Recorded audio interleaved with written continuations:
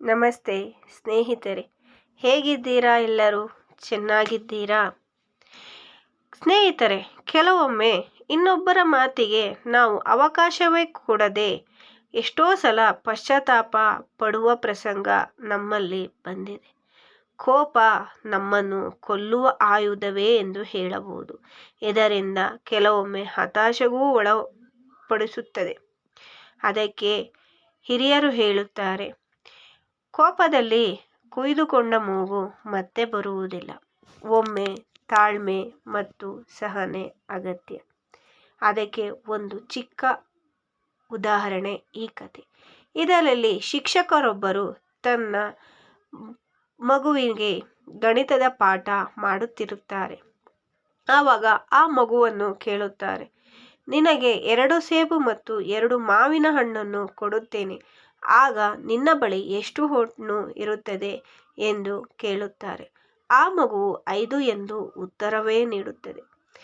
ಆದರೆ ಶಿಕ್ಷಕಿಗೆ ಇದು ಆಶ್ಚರ್ಯ ಎನಿಸುತ್ತದೆ. ಯಾಕಂದರೆ ಆ ಮಗು ಬುದ್ಧಿವಂತ ಮಗು ಆಗಿರುತ್ತದೆ.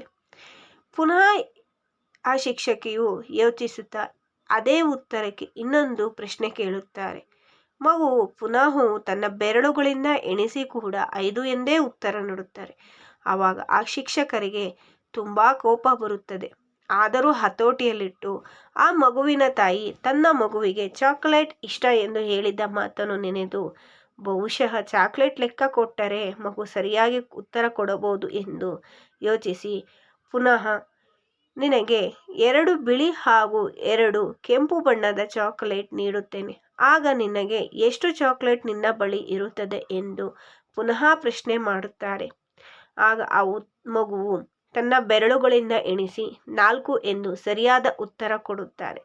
ಮತ್ತೆ ಪುನಃ ಶಿಕ್ಷಕಿಯು ಆ ಮಗುವಿಗೆ ಪ್ರಶ್ನೆಯನ್ನು ಕೇಳುತ್ತಾರೆ, ನಿನಗೆ 2 ಮಾವಿನ ಹಣ್ಣು ಮತ್ತು 2 ಸೇಬು ಹಣ್ಣನ್ನು ನೀಡುತ್ತೇನೆ ಎಂದು ಕೇಳುತ್ತಾರೆ.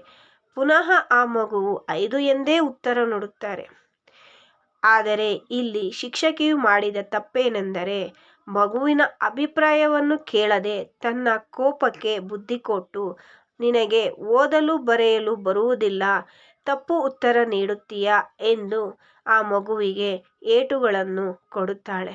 ಇದರಿಂದ ಮಗುವಿಗೆ ಬಹಳ ದುಃಖ ಆಗುತ್ತದೆ. ಕೊನೆಗೆ ಶಿಕ್ಷಕಿಯೇ ಕೇಳುತ್ತಾರೆ, 2 ಸೇಬು ಮತ್ತು 2 ಮಾವಿನ ಹಣ್ಣನ್ನು ಕೊಟ್ಟರೆ 4 ಆಗಬೇಕು ತಾನೆ, ಅದು ಹೇಗೆ 5 ಅಂತ ಹೇಳುತ್ತೀಯಾ ಎಂದು ಗದರಿಸಿದಾಗ ಆ ಮಗುವು ತನ್ನ ಮುಗ್ಧತೆಯಿಂದ, ಅಮ್ಮ, ನನಗೆ ಆಗಲೇ 1 ಸೇಬನ್ನು ಕೊಟ್ಟಿದ್ದಾರೆ ಮಿಸ್, ಅದು ನನ್ನ ಬ್ಯಾಗಿನಲ್ಲಿದೆ, ನೀವು ಕೊಡುವ ಹಣ್ಣುಗಳು ಸೇರಿಸಿದರೆ 5 ತಾನೇ ಆಗುವುದು ಎಂದು ಮುಗ್ಧತೆಯಿಂದ ಉತ್ತರ ನೀಡುತ್ತಾರೆ. ಇದನ್ನು ಕೇಳಿದ ಶಿಕ್ಷಕಿಗೆ ಮಾತೇ ಬರುವುದಿಲ್ಲ, ಹೇಗೆ ಪ್ರತಿಕ್ರಿಯಿಸಬೇಕು ಎಂದು ಕೂಡ ತಿಳಿಯುವುದಿಲ್ಲ. ಇದರಿಂದ ನಮಗೆ ತಿಳಿಯುವುದು ಇಷ್ಟೇ ಸ್ನೇಹಿತರೆ, ಮಕ್ಕಳು ತುಂಬ ಮುಗ್ಧರು. ಅದಕ್ಕೆ ಮೊದಲು ಮಕ್ಕಳಿಗೆ ಮಾತನಾಡಲು ಬಿಡಬೇಕು. ನಂತರ ತಮ್ಮ ಅಭಿಪ್ರಾಯವನ್ನು ಮಕ್ಕಳಿಗೆ ತಿದ್ದಿ ತೀಡಿ ಹೇಳಬೇಕು. ಯಾವುದೇ ಕಾರಣಕ್ಕೂ ಮತ್ತೊಬ್ಬರ ಅಭಿಪ್ರಾಯ ಕೇಳದೆ ನಾವು ನಿರ್ಧಾರವನ್ನು ತೆಗೆದುಕೊಳ್ಳಬಾರದು. ಧನ್ಯವಾದಗಳು. ಈ ಕತೆ ನಿಮಗೆ ಇಷ್ಟವಾದರೆ ದಯವಿಟ್ಟು ಸಬ್ಸ್ಕ್ರೈಬ್ ಮಾಡಿಕೊಳ್ಳಿ. Thank you.